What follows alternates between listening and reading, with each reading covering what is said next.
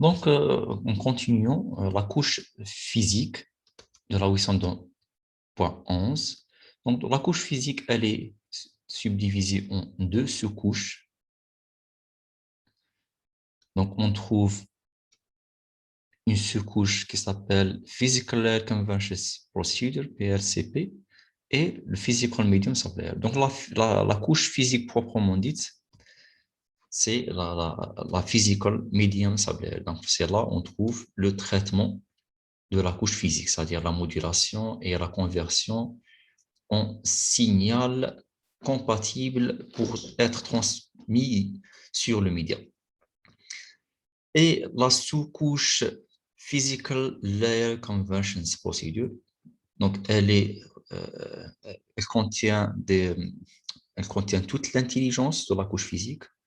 Donc dans cette couche, on va ajouter un en-tête, cette fois-ci, pas un simple signal, mais un en-tête qui contient des champs bien spécifiés pour la couche physique. Donc dans la couche physique,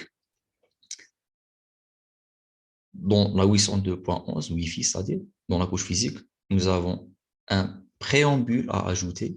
On va ajouter un préambule plus un physical header, un en-tête qui contient des champs cette fois-ci, et pas une simple séquence ou bien un simple signal. Donc, comme vous voyez ici dans cette figure, nous avons le MPDU de la couche MAC. Dans la couche 1, on va ajouter des en-têtes et on va ajouter aussi d'autres overheads. Donc, dans l'en-tête, on va ajouter un préambule et un PSCP header. Donc, le rôle de du préambule, donc le rôle du préambule, c'est de récupérer la synchronisation en temps et la synchronisation en fréquence, c'est-à-dire de détecter la fréquence du signal utilisé ainsi que la longueur ou bien la période d'un symbole, c'est-à-dire le temps d'un symbole, la synchronisation dans le temps. Donc, en utilisant le préambule aussi, on va estimer le canal, c'est-à-dire on va détecter comment le canal agit sur l'information, donc comment le canal perturbe l'information. Ceci, il va être déterminé à partir du préambule. Le dernier rôle, c'est antenna selection, c'est lorsque l'émetteur utilise plusieurs antennes en transmission, c'est-à-dire c'est l'émetteur utilise la technologie MIMO. Donc, c'est l'émetteur utilise la technologie MIMO. À partir du préambule qu'on peut détecter le nombre d'antennes ou bien l'antenne qui a transmis cette information. Donc, ceci est pour le préambule. Le PLCP header, donc l'entête qu'on va ajouter dans la couche physique, le PLCP header, donc il contient des champs bien spécifiques. Et le PLCP header, il dépend de la technologie utilisée. Par exemple, le PLCP de la OFDM, il est totalement différent par rapport au PLCP utilisé par DSS, qui est totalement différent par rapport au PLCP de FHSS. Donc, dans le PLCP, on va déterminer le data rate, le type de modulation utilisé et le network allocation vector. Donc, ceci, il faut bien le garder en mémoire car on va faire appel à ce champ, le NAV, plus tard. Donc, dans le PLCP, on trouve le PLCP header, on trouve le frame length, c'est-à-dire la longueur de la trame, qui sert à initialiser le NAV. Donc, un petit rappel sur les terminologies ou bien le principe de transmission. On a le type simplex, c'est le cas de la TV, par exemple, la télévision, lorsqu'on a juste un satellite qui transmet et un récepteur, une antenne parabolique qui juste reçoit le signal. Le half duplex, c'est les deux entités ou bien les deux devices, les deux équipements peuvent transmettre et recevoir, mais pas dans le même temps. Non, pas en même temps. C'est-à-dire, je peux transmettre et recevoir, mais dans des instants différents. Je peux transmettre et recevoir, mais pas dans le même temps, mais pas en même temps.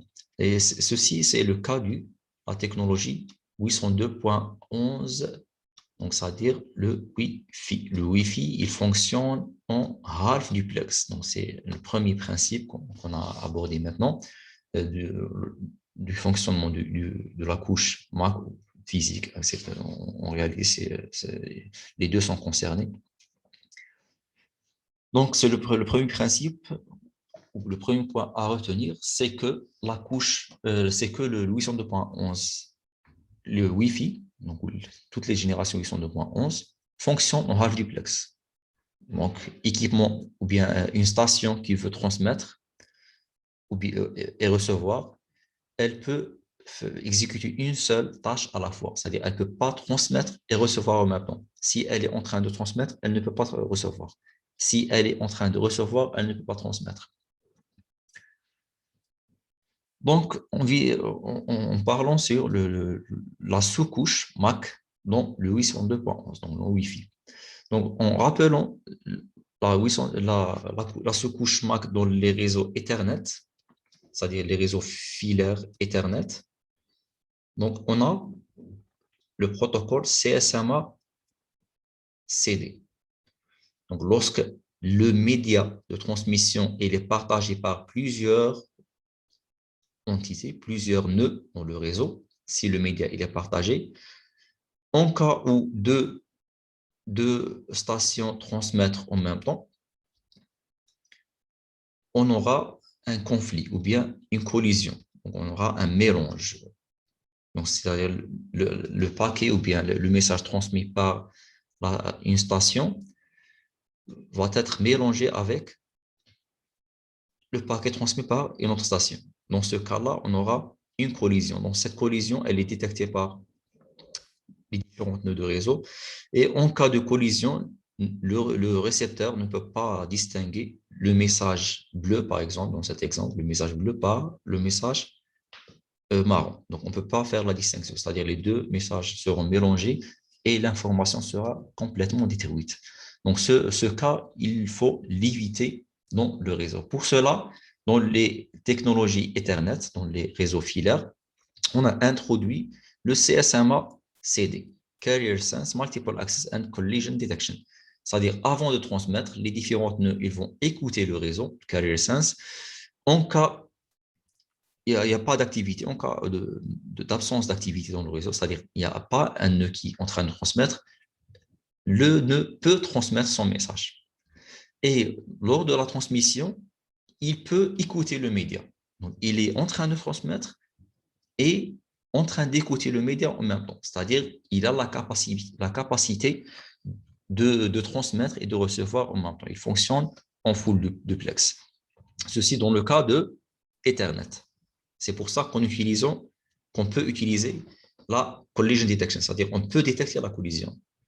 Dans le cas de la technologie 802.11, c'est-à-dire Wi-Fi, le plus grand problème, c'est que le Wi-Fi fonctionne en half duplex. Donc, on ne peut pas transmettre et recevoir en même temps. Donc, on ne peut pas utiliser la CSMA-CD. On ne peut pas détecter la collision. On ne peut pas utiliser CD. Donc, on utilise CA plutôt que d'utiliser CD. On va voir qu'est-ce que ça veut dire. CA pour pour collision avoidance, pour éviter la collision. Donc, on ne peut pas détecter la collision, mais on va essayer d'être loin au cas de collision. Donc, le deuxième point à retenir. Donc, le premier point à retenir, c'est que le Wi-Fi fonctionne en half duplex. Donc, en half duplex.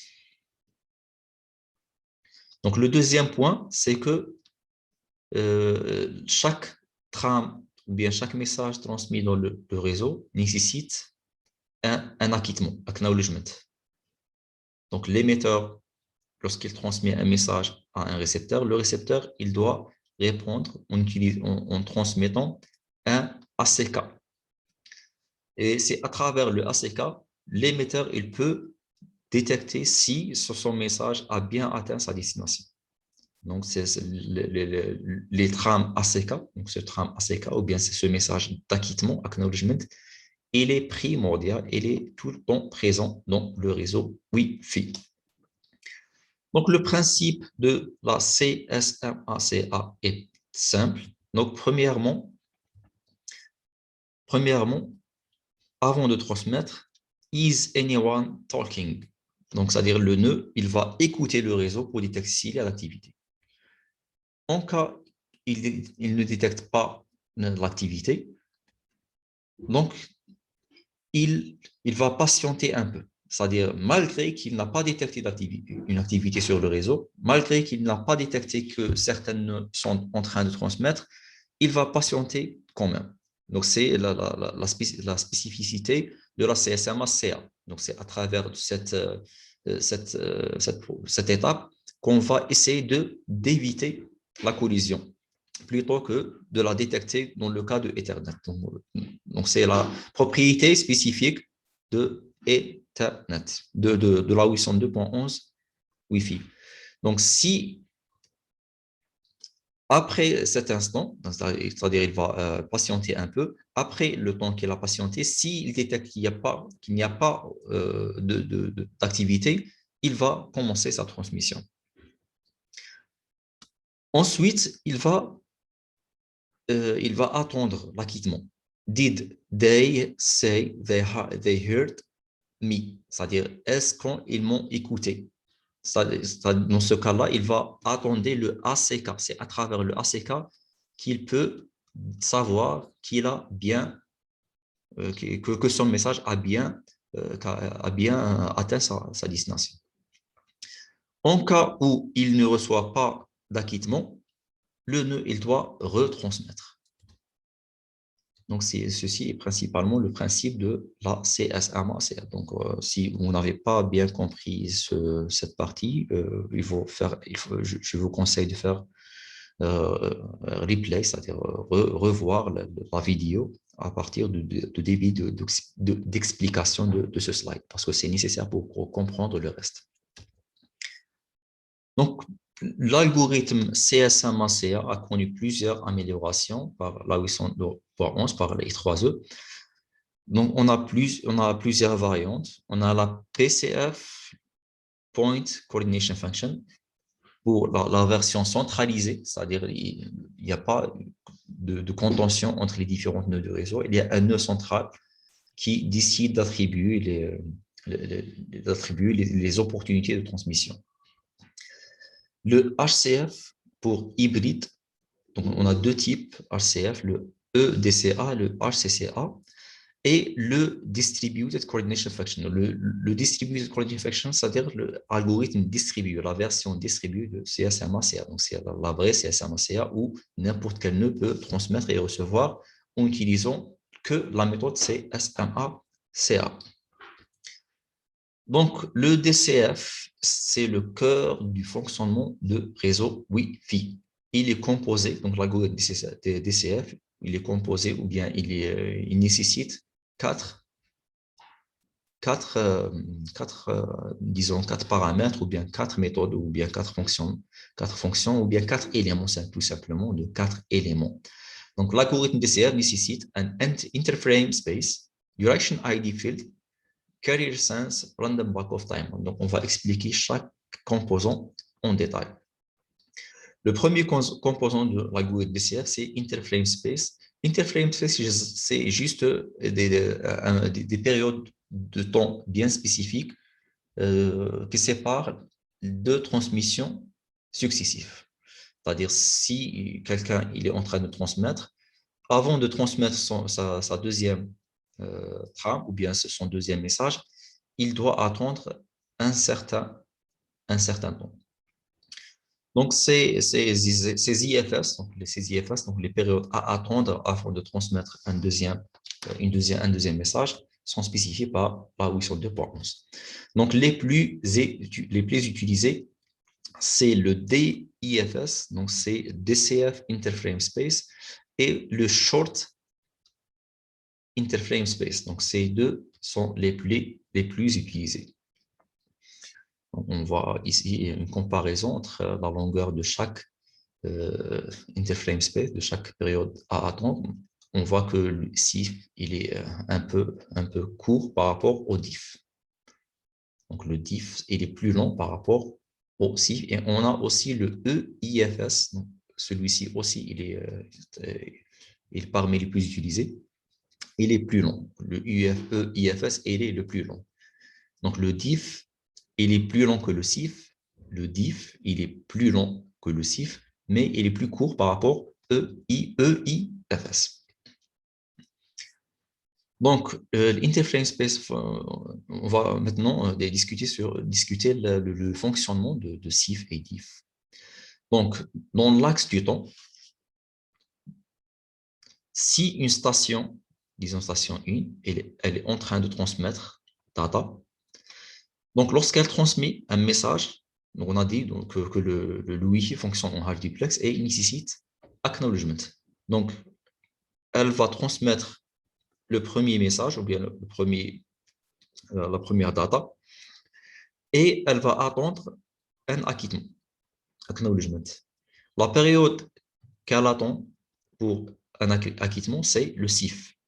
Donc, le SIF, interframe space, le short interframe space, il est utilisé entre un message de données et un acquittement. C'est-à-dire la station attend pendant un SIF pour recevoir le ACK. Si après le SIF, elle ne reçoit pas le ACK, elle estime que son message a été perdu, elle procède à la retransmission. Donc, le SIF, il est entre un message de données et ACK. Dans le cas où elle reçoit le ACK, avant de transmettre la deuxième data, ou le deuxième message, elle va attendre une période égale à diff, DCF Interframe Space. Et elle commence la transmission. Donc, en résumé, le SIF il est utilisé entre un message de données et acknowledgement, et le diff est utilisé entre un message un message de données et le message de données successif. Le champ duration est parfois ID. Donc, le même champ, parfois, il contient duration, la durée de transmission, et parfois, il contient le ID field. C'est un champ dans le MAC header, donc c'est un champ dans l'entête MAC des trames unicast. Des trames unicast, c'est-à-dire des trames qui sont destinées à une seule station.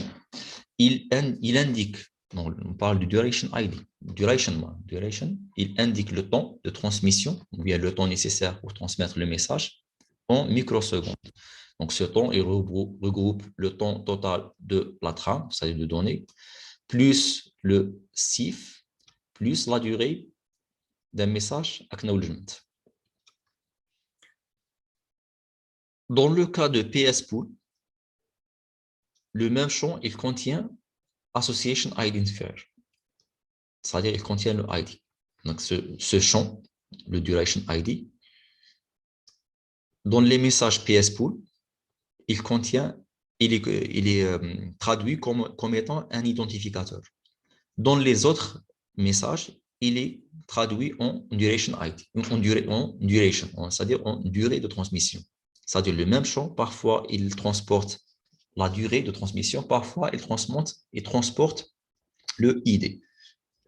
Il transporte le ID, c'est-à-dire le Association Identifier, un identifiant du nœud, dans le cas des trames PS Pool. Donc, on va voir le PS Pool plus loin dans ce cours. La troisième composante, ou bien la quatrième composante, si je me rappelle bien, la troisième. Donc, la troisième composante, c'est la carrier sense. Donc, la troisième composante du DCF, c'est la carrier sense. Dans la carrier sense, nous avons deux types de carrier sense. Donc, le premier type de carrier sense, c'est virtual carrier sense. Donc, cette procédure, elle est exécutée par la couche 2. Donc, dans la couche 2, on peut lire le duration ID, donc à partir du duration ID field, on peut détecter le temps nécessaire pour transmettre l'information. C'est-à-dire, dans le cas où une station, disons la station 1, elle est en train de transmettre un message unicast. Les autres stations qui sont associées à ce réseau-là, donc ils se trouvent dans le même, disons le même BSS, donc le terme BSS pour désigner l'ensemble de stations et le point d'accès qui sont dans le même domaine, disons.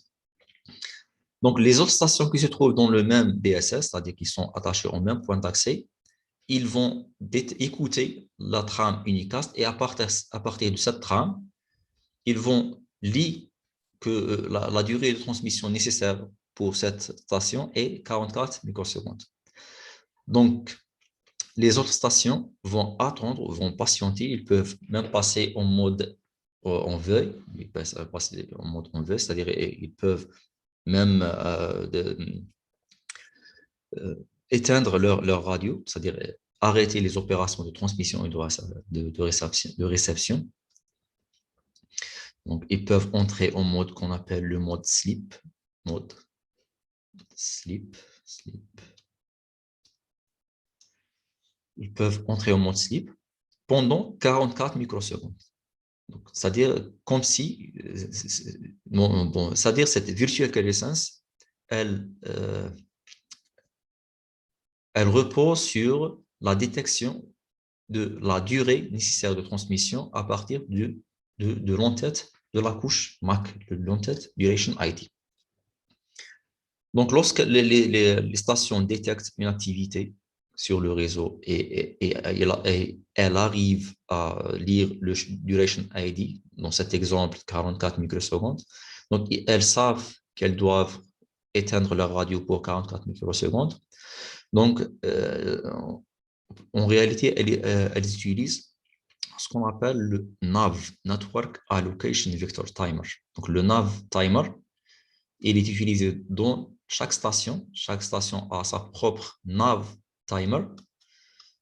Donc, le NAV, il est initialisé à 45 et il commence à se décrémenter au fur et à mesure. Donc, c'est à partir du Duration ID. Chaque station initialise le NAV et elle commence à décrémenter le NAV. Donc, après 44 microsecondes, le NAV il devient égal à 0, donc les stations peuvent réécouter le média. Dans le cas ou bien le deuxième type de la carrier sense, c'est le physical carrier sense. Donc, le physical carrier sense, ou bien ce qu'on appelle le clear channel assessment, lorsqu'une station, elle n'est pas en train de transmettre. Ceci est très, très important. Car n'oubliez pas qu'on a dit que le réseau fonctionne en half duplex, c'est-à-dire qu'on ne peut pas transmettre et écouter en même temps. When station is not transmitting or receiving, station checks the wireless medium to detect use. Similar to a dial tone check, c'est-à-dire il est similaire dans le cas de la téléphone où vous écoutez la tonalité pour détecter qu'une personne est en train de parler. Donc, le physical carrier sense, nous avons deux types, signal detect et energy detect. Signal detect, c'est-à-dire la station, elle a écouté une activité sur le média et elle arrive à déchiffrer cette activité et elle détecte que c'est un signal I3E. C'est-à-dire un signal Wi-Fi. Donc, signal detect, c'est-à-dire la station qui a détecté le signal, elle arrive à déchiffrer, à démoduler le signal et elle détecte qu'il s'agit d'un signal E3E 802.11. E3E 802.11, c'est-à-dire Wi-Fi. C'est ce qu'on appelle le signal detect. Dans le cas de energy detect, la station détecte qu'il y a une activité radio, mais elle n'arrive pas à démoduler le signal, c'est-à-dire un signal inconnu pour la radio Wi-Fi. Donc, dans le cas de Energy Detect, la station détecte une activité radio, mais elle n'arrive pas à détecter le signal. Dans le cas de Signal Detect, la station détecte qu'il y a une activité et elle peut démoduler le signal et détecte que c'est un signal 802.11, c'est-à-dire un signal reconnu par un récepteur 802.11. Le dernier élément de la DCF, c'est le Random Backoff Timer. After the medium is inactive for diffs, un STA want to transmit. C'est-à-dire lorsque, après un intervalle de temps diff, on a dit que c'est l'intervalle de temps entre deux transmissions simultanées, c'est après un intervalle de temps diff, le nœud qui veut transmettre n'a pas détecté d'activité sur le réseau. C'est-à-dire ici, nous avons un scénario où un nœud, il est en train d'écouter le média, et là, écouter qu'il y a que le média il est utilisé. Donc, il a détecté qu'il y a une transmission Wi-Fi. Après la fin de transmission, qu'est-ce qu'il fait? Il va attendre un intervalle diff. Pourquoi diff? Pour savoir s'il y a une autre activité, c'est-à-dire pour savoir si le nœud il va transmettre un autre message. Si après une période diff, le nœud ne détecte rien, c'est-à-dire que le premier nœud a arrêté, a finalisé sa transmission. Donc, avant de commencer la transmission, notre fameux nœud, s'il veut transmettre, disons dans notre scénario, on va appeler ce nœud le nœud A. Donc, si notre nœud, le nœud A, veut transmettre, il ne peut pas transmettre directement après diff, car on a dit que dans le Wi-Fi, on va utiliser le CSMA CA. Donc, il doit attendre encore avant de transmettre son message. C'est-à-dire, après un diff, il va attendre, il va patienter encore avant de transmettre son message.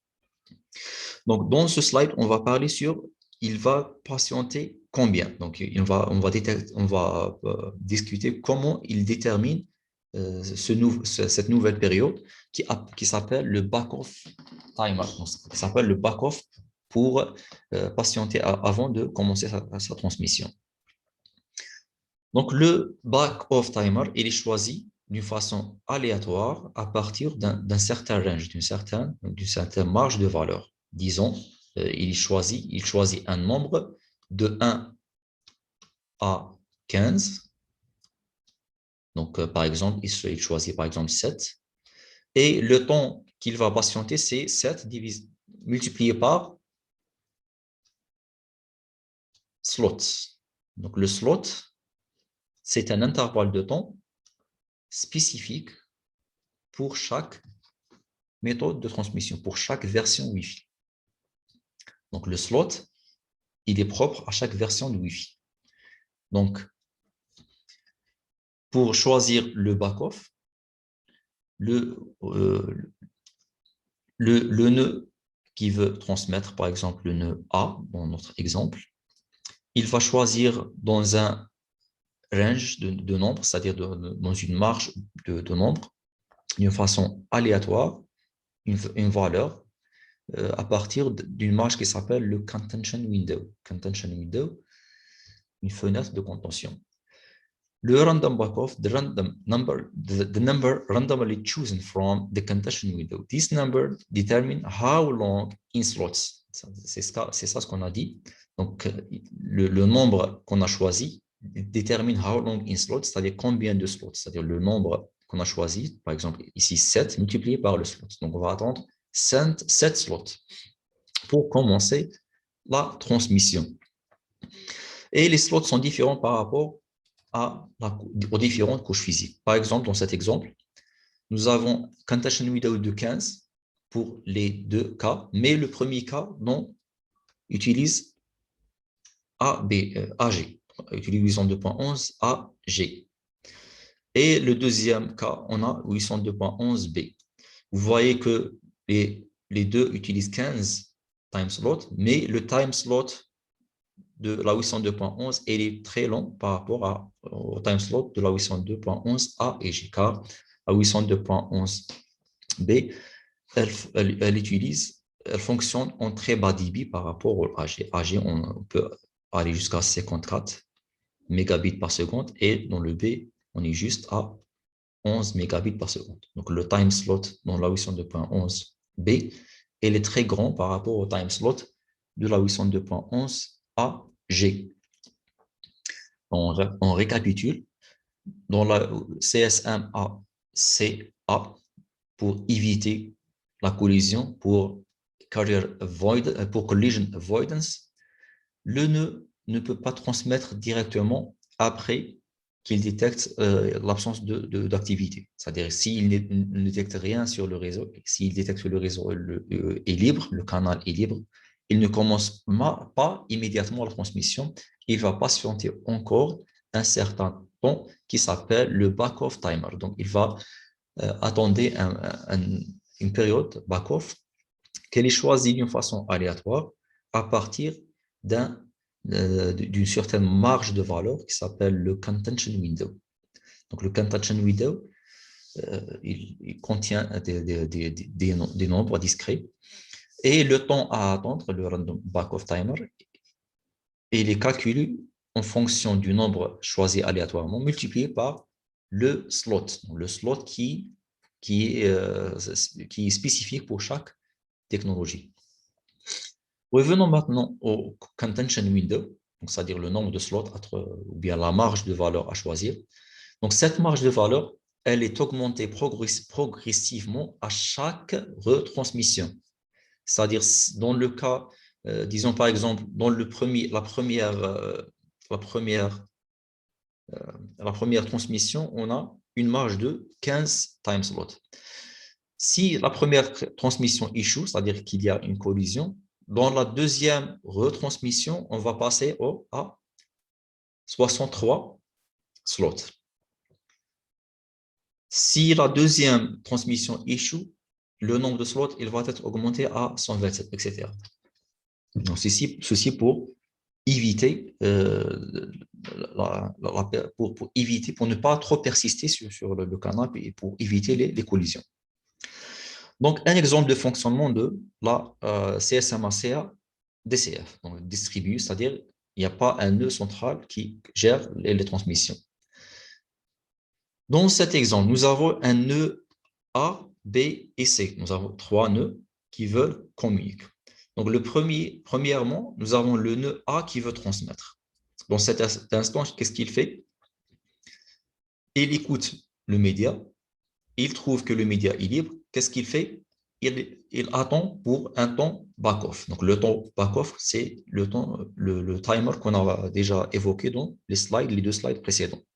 Donc, il choisit un nombre aléatoire dans le contention window, puis il le multiplie par le slot. Donc, après ce back-off timer, il vérifie le média. Si le média est libre, il commence la transmission de sa trame.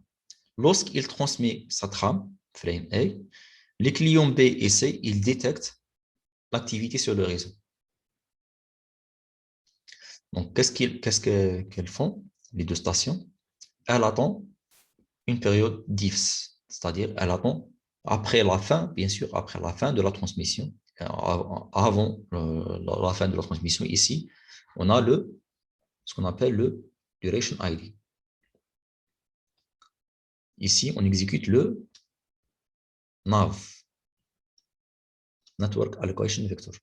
C'est-à-dire les clients B et C, elles initialisent le NAV en utilisant le duration ID field, le champ duration ID dans la trame A. pour initialiser le nav. Donc, lorsqu'elles initialisent leur nav, elles savent qu'elles doivent attendre pendant la période de la durée du train. Donc, ils peuvent lire la durée du train à partir de la couche de l'entête MAC. Après la fin de la transmission, ils vont rester inactifs pendant une période d'IF. Donc, si la station 1, elle n'a transmis rien après une période d'IF, on passe au back-off timer. C'est-à-dire que les clients B et C qui veulent transmettre, elles vont choisir d'une façon aléatoire le back-off timer. Donc, on voit ici qu'ils ont choisi des back-off différents. Donc, le rôle d'algorithme aléatoire, c'est d'augmenter les chances de choisir des back-off différents. Donc, bien sûr, la possibilité de choisir le même back-off par plusieurs stations, elle existe toujours. Mais l'algorithme probabiliste de choix du back-off, il a comme objectif de minimiser cette probabilité. Donc, si elle choisit de différentes back-off, donc back-off de différentes longueurs, donc bien sûr, la station qui a le plus court back-off, elle peut commencer sa transmission. Et dans ce cas-là, la station B, elle détecte l'activité sur le réseau, elle détecte la trame C et elle connaît sa durée. Donc, elle détecte la trame C et elle connaît sa durée alors qu'elle est en train d'attendre dans son back-off timer pour transmettre.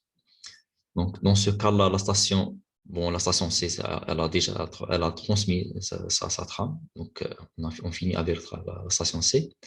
Donc, il nous reste la station B. La station B, lorsqu'elle détecte qu'il y a une activité, qu'il y a une trame transmise, alors que la station B, elle est en train d'attendre dans son back-off timer, elle va suspendre le back-off timer, c'est-à-dire elle va mettre pause au ce timer. Elle va attendre un temps d'IFS, et après, elle va continuer d'exécuter le back-off timer. C'est-à-dire, on ne va pas choisir un nouveau back-off, on va continuer le back-off précédent. Ensuite, elle peut transmettre sa trame. Donc, ce slide aussi, il est très, très important. Donc, il faut le revoir. Peut-être il faut revoir ou bien réécouter l'explication pour bien comprendre le fonctionnement du TCF. Le HCF, Hybrid Distribution Function.